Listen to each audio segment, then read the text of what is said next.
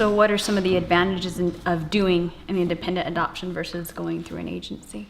Well, first of all, cost.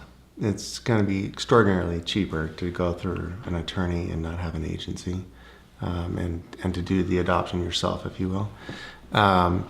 The other advantage is that often the attorney, if a good attorney, will ensure that all the legal requirements are met, and that you'll know exactly when you have what they call an at-risk placement, and exactly how risky that placement is. There are concerns that if you're using an agency, you don't really know what's going on, what's being said between the agency and the birth parent, and how that relationship is developing, whether it's in an appropriate way or an inappropriate way that could actually at a later time cause a problem later on in the adoption.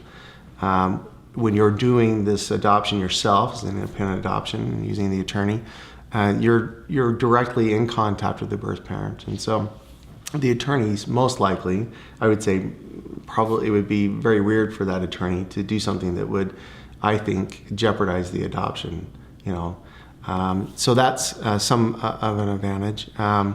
The other, I think it really is. So when you're working with an agency, the agency has an attorney.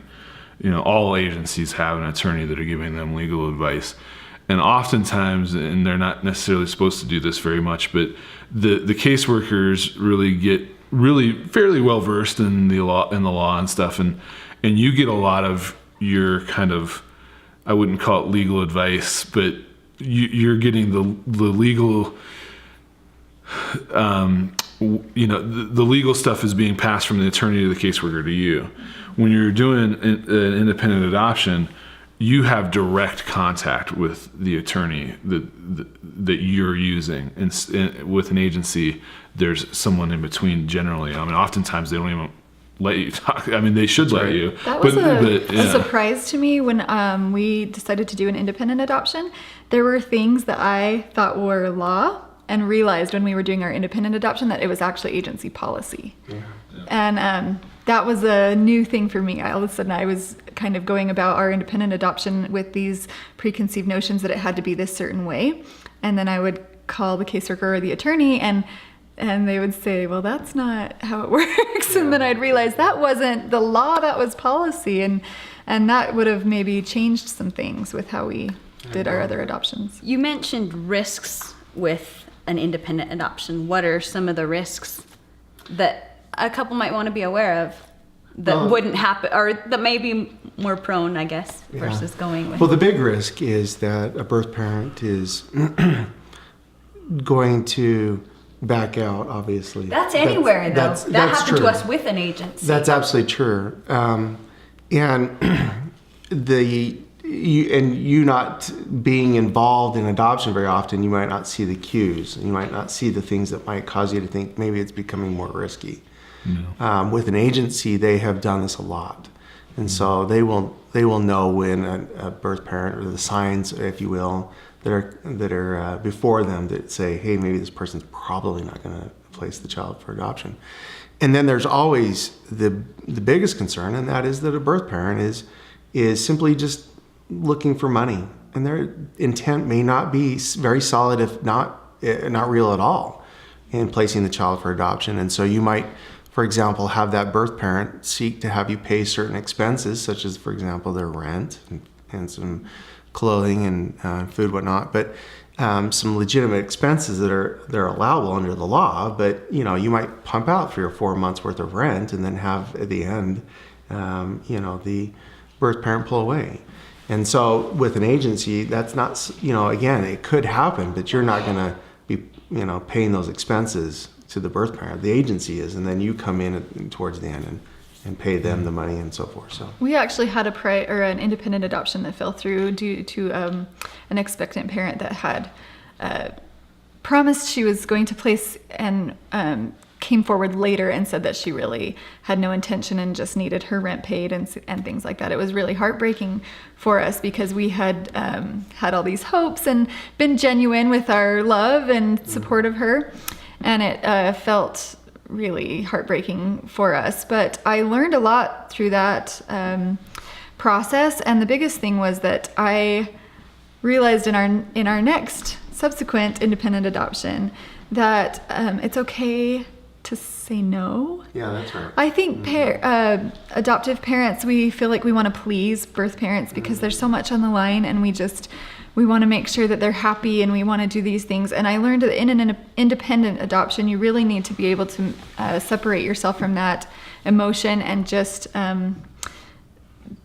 be a little bit more direct with your attorney and with what you're going to provide for the birth mom. right. Does that make sense? Clear boundaries. You need to set clear boundaries with independent and early adoption. on. So, Yeah. for example, when someone comes to us and says, "Hey, we'd like to adopt this child," and it'll be an independent adoption, the very first thing we're doing in that appointment is going through the law, the sale of the child law, and helping them understand what is appropriate and what is not appropriate.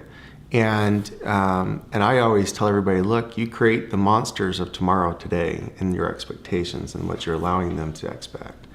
And so be careful. And when you are discussing anything with them, don't be adverse to the idea of helping them. But if you're not sure and you feel a little uncomfortable, say, look, I've got to talk to my attorney and see if that's something that's acceptable.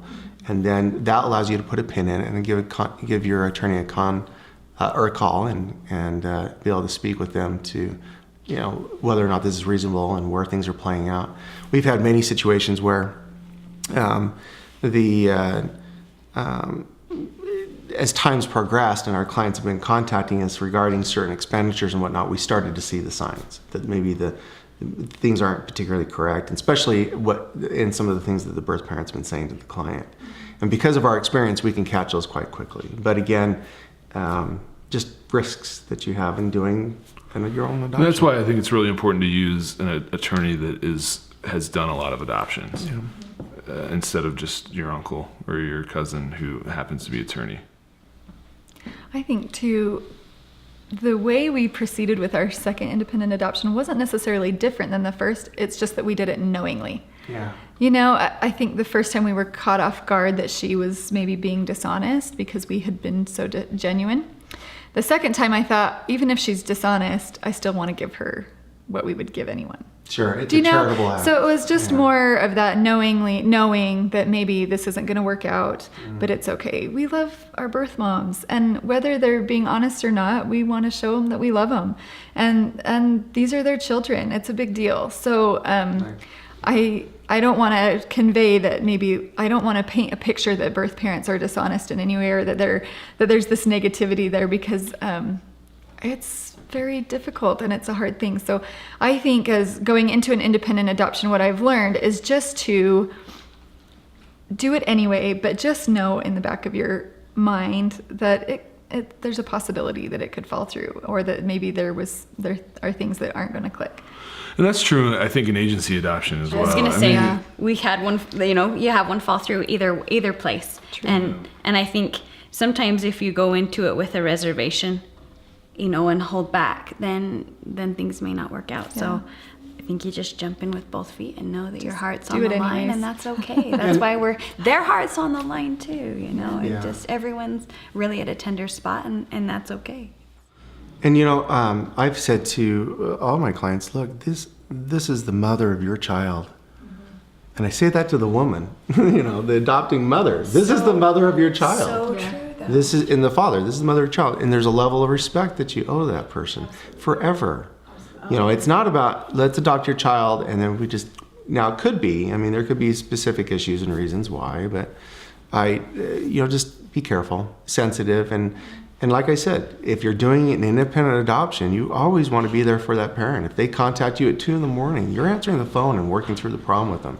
It's a trying time, especially with all the feelings that they're feeling as a result of just being pregnant, and being alone sometimes. So.